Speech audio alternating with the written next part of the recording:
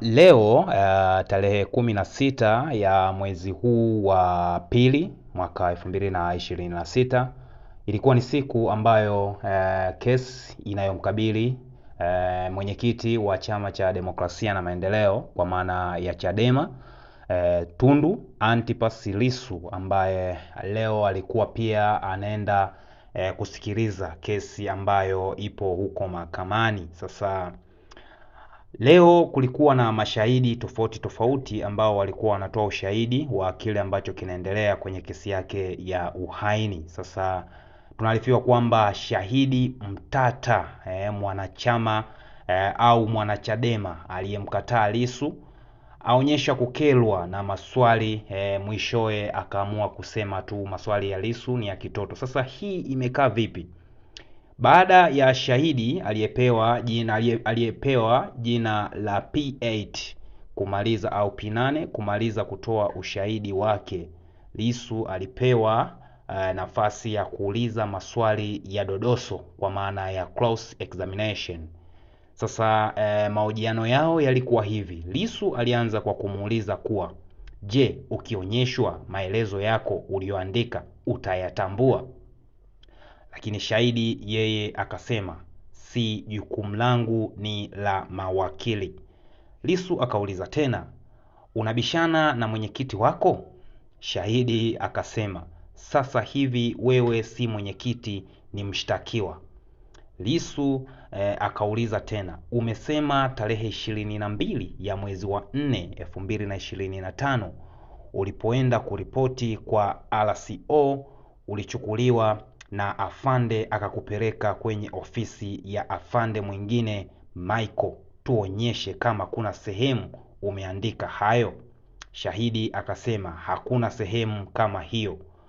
Lissu akauliza tena akasema, haya yote nimekuuliza na hayapo kwenye maelezo ulioandika.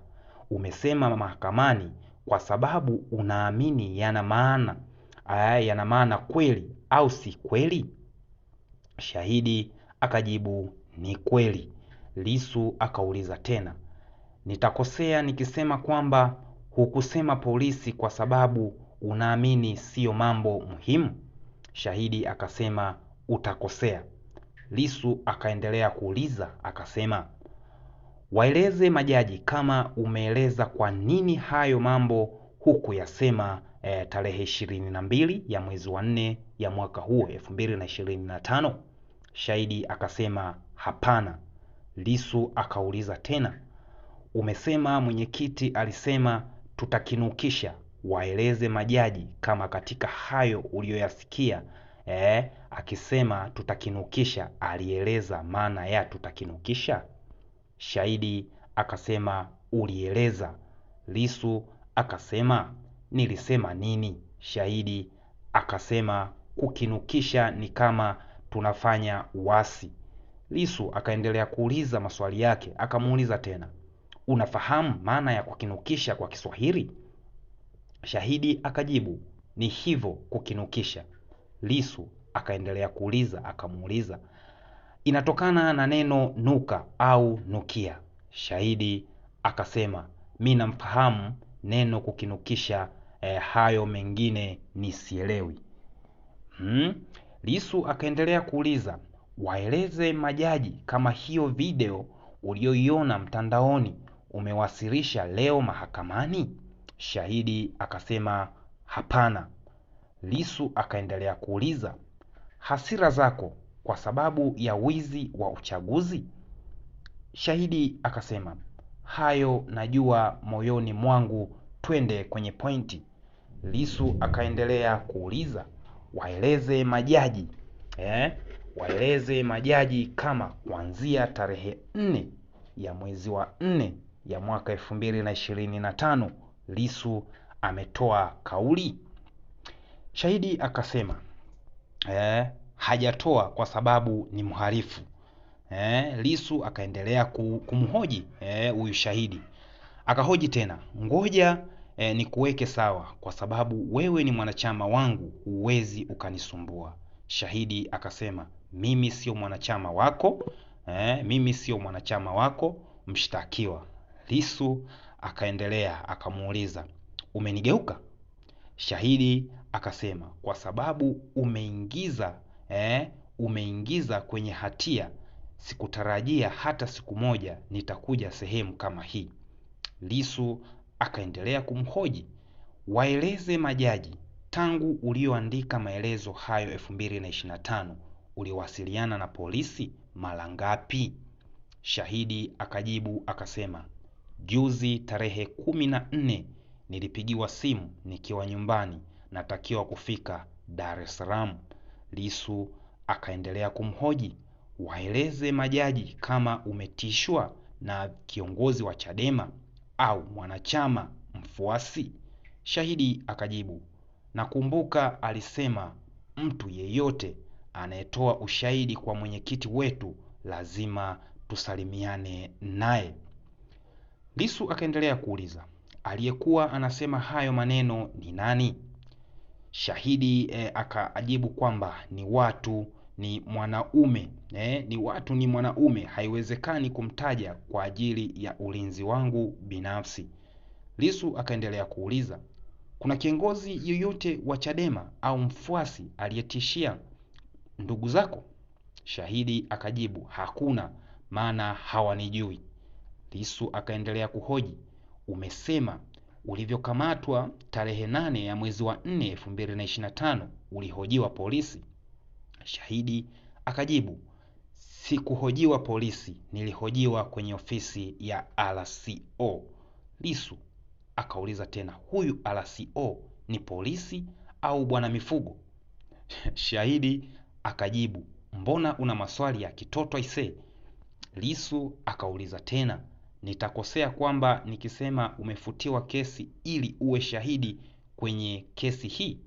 Shahidi akajibu, serikali achana nayo, sikutegemea, niliongea ukweli na leo nimejikuta huku.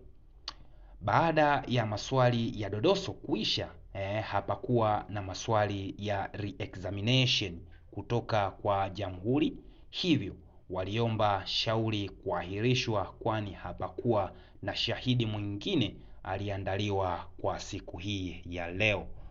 Ombi hili lilikubaliwa, japo Lissu alipinga akitaka jamhuri waamrishwe na kuleta mahakamani shahidi ambaye yupo hapa Dar es Salaam, jambo ambalo Jaji Dastan Ndunguru alitoa amri kwa jamhuri kuanzia kesho kuleta mashahidi kuanzia 3 na kuendelea. So hilo ni sakata ambalo linaendelea mahakamani, ambapo linamuhusu mwenyekiti wa Chama cha Demokrasia na Maendeleo Chadema Tundu Lissu, ambapo ni kama figisu zinaendelea kwenye hii kesi na mashahidi wanaendelea kujitokeza.